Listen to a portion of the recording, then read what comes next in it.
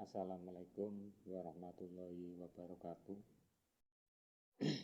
Salam sehat, tetap semangat dalam kondisi pandemi, tidak putus asa.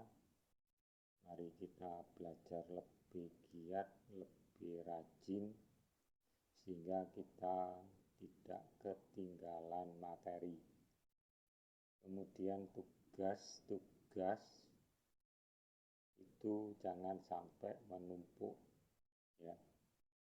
Ini matematika banyak yang tidak mengumpulkan, tidak bisa saya sebutkan satu persatu, tapi nanti saya tagih, ya, tetap harus mengerjakan.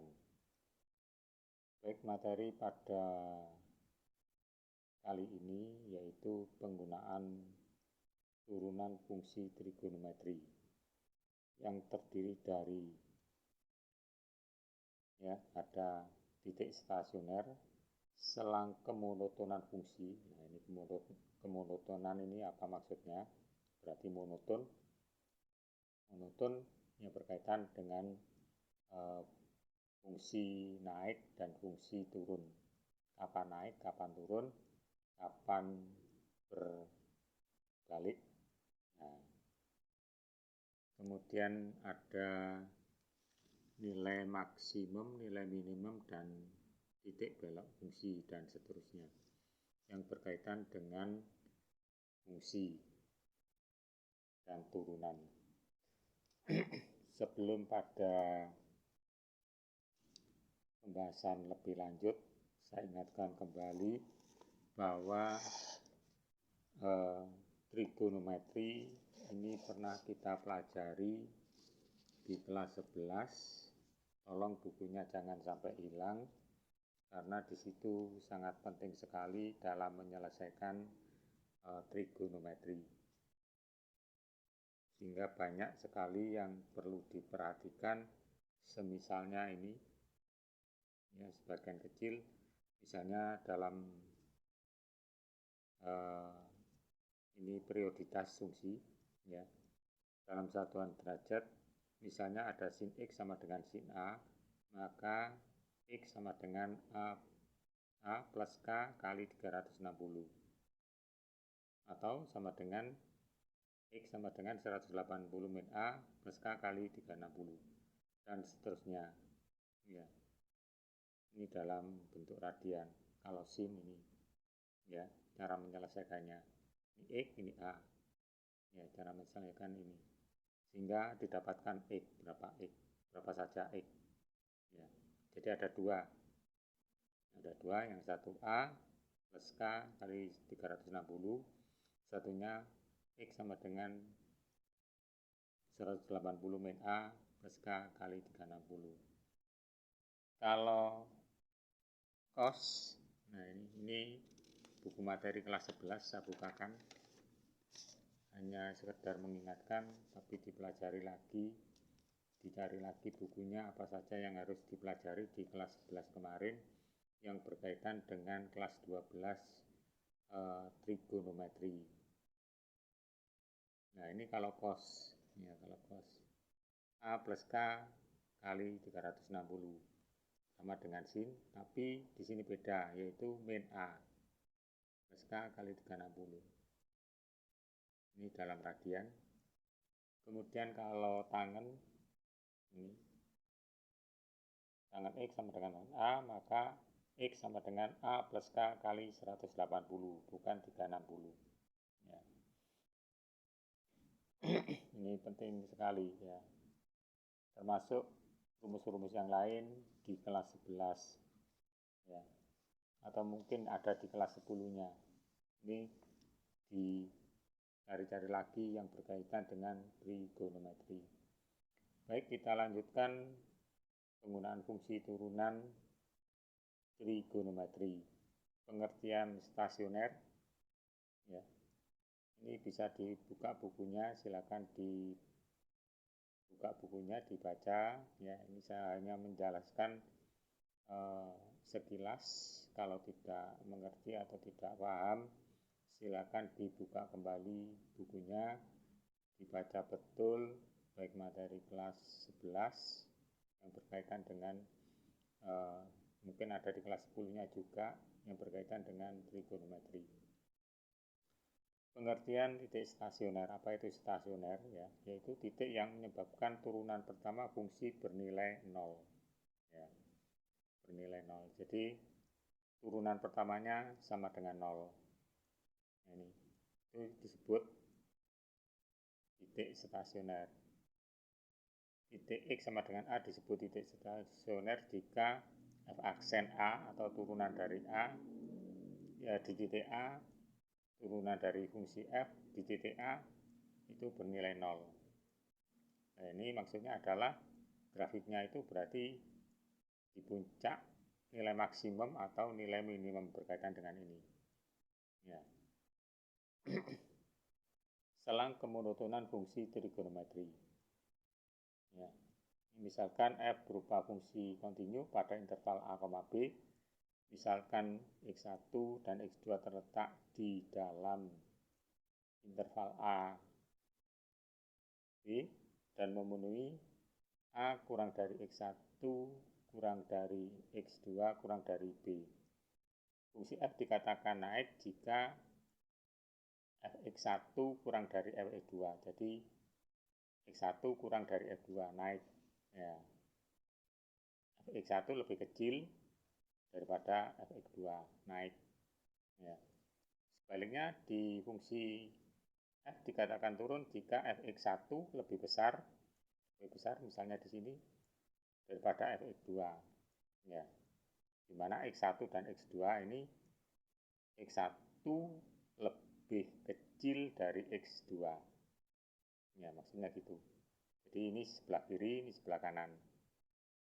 Jadi kalau naik x1-nya lebih kecil, nilai fx1 lebih kecil dari fx2, maka naik.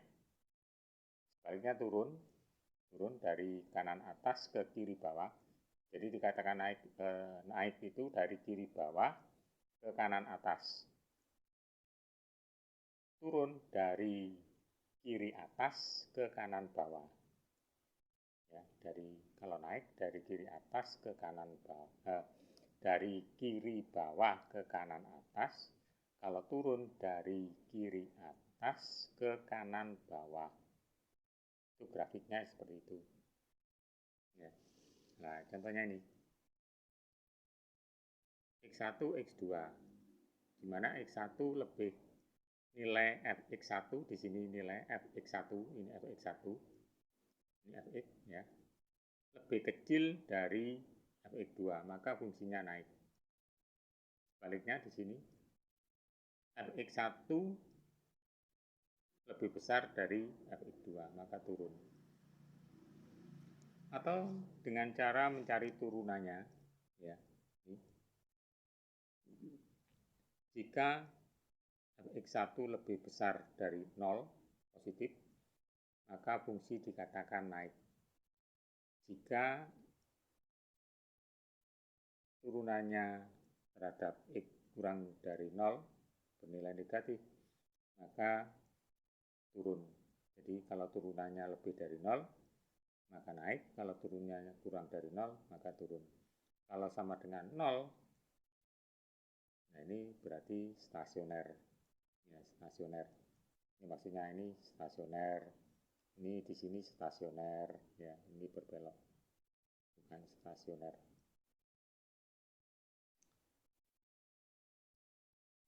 Baik, sementara itu kita coba lihat pada ini.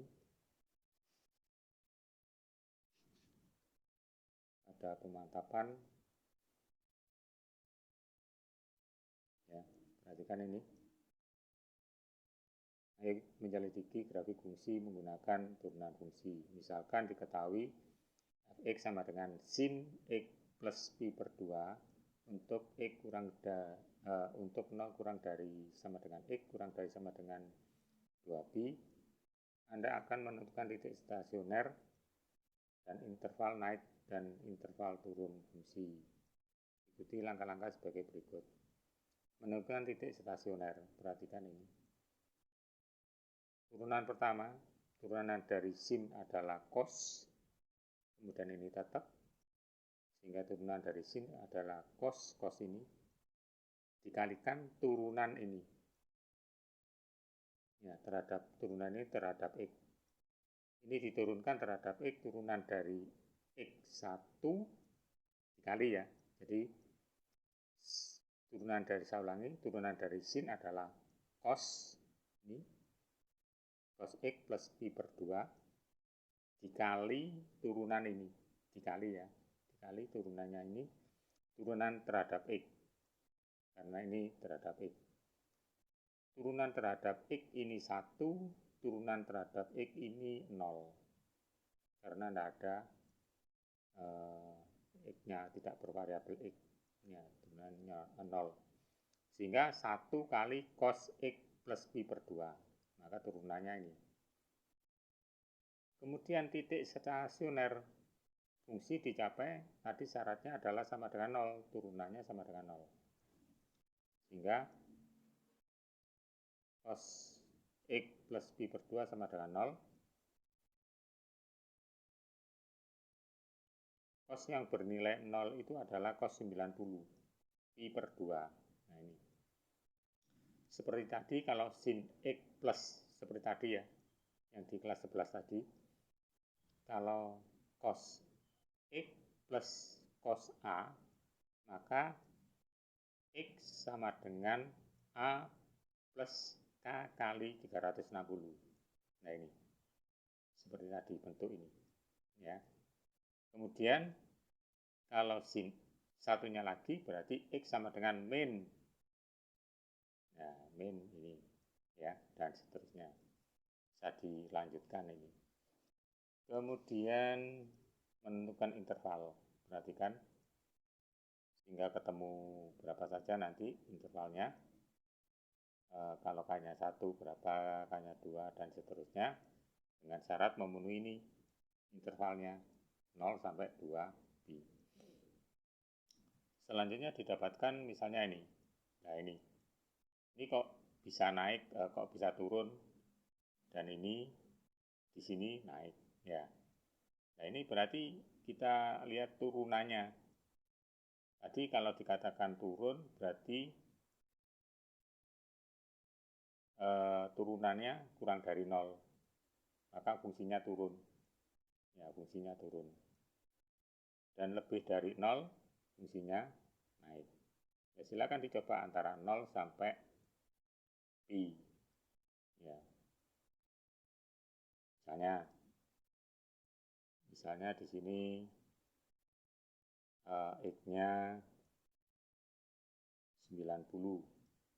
Ya, misalkan X-nya 90. Sehingga ini 90.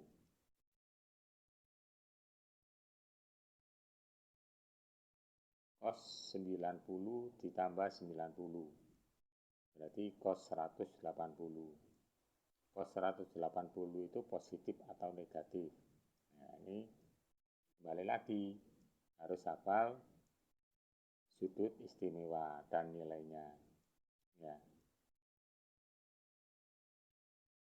Cos 180 adalah min 1. Min 1 itu negatif, kurang dari 0. Kemudian lebih dari 0, kok bisa naik? Nah ini, antara 180 sampai 360. Ya bisa dicontohkan misalnya X-nya lebih dari 180 berapa? Misalnya 210, ya silakan dicari. X-nya 210 ditambah 90. Sehingga nilai cos-nya positif atau negatif. Ya. Itu caranya menentukan nilai stasioner dan interval naik dan interval turun. Sekali lagi dibuka bukunya di kelas 11 terutama di situ bisa ambilkan di kelas 11 ya. Ini bukunya yang kemarin, tahun kemarin semester 1. Mudah-mudahan tidak hilang ya, karena ini sangat penting sekali, terutama dalam mungkin ujian-ujian ke perguruan tinggi atau UNBK. Sekian, terima kasih. Wassalamualaikum warahmatullahi wabarakatuh.